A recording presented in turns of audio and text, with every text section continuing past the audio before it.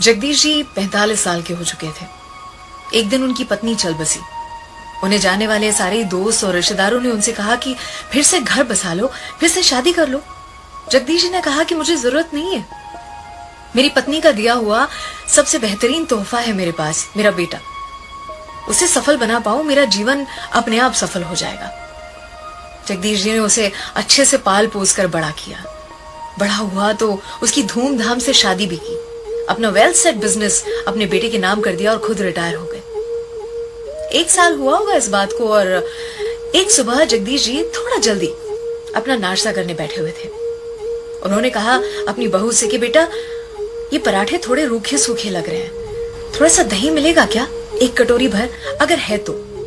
बहू ने साफ कह दिया कि पिताजी दही तो बिल्कुल नहीं है। अब जब ये कहा तो बेटा नाश्ता करने टेबल की ओर ही आ रहा था, उसने सुन लिया।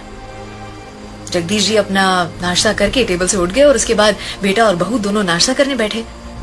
तब बहू ने ढक्कन के नीचे से 1 कटोरी भर के दही निकाला और अपने पति की प्लेट में रख दिया। बेटा उस समय तो कुछ भी नहीं बोला, लेकिन उसके दिमाग में वही चलता रहा। वो घर से निकला, अपनी नौकरी पर गया, दिन रात उसके दिमाग में वो 1 कटोरी दही की बात चलती रही। दूसरे दिन उसने अपने पिताजी से कहा, पिताजी चलिए हमें पंडित जी के पास जाना है, आपकी शादी की बात कर आया हूं, आपकी दूसरी शादी। पिताजी हंस के बोले कि बेटा मैंने तब नहीं की, अब क्या करूंगा इस उम्र में दूसरी शादी, और मैं तुम्हें सारा प्यार देता हूं, तुम्हें दूसरी माँ तो नहीं चाहिए फिर। बेटे ने कहा कि पिताजी ये मैं अपनी दूसरी माँ लाने या आपके लिए दूसरी पत्नी लाने के लिए नहीं कर रहा हूं, ये मैं इसलिए कर रहा हूं ताकि आपको अपने हिस्से का 1 कटोरी दही रोज बराबर मिलता रहे। कल से मैं और मेरी पत्नी एक किराए के घर में रहने जा रहे हैं और मैं आपकी ही ऑफिस में काम करूंगा, पर एक कर्मचारी के तौर पर। पगार मिलेगी मुझे ताकि मेरी पत्नी को 1 कटोरी दही की कीमत सही से पता चले।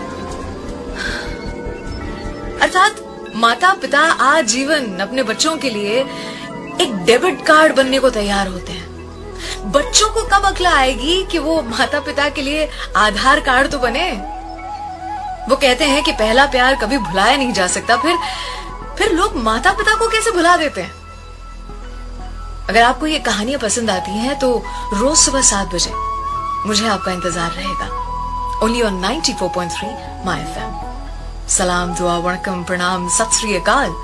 केम छो सारू छे? अमदावाद आखोई मारू छे। अर्चना की ओर से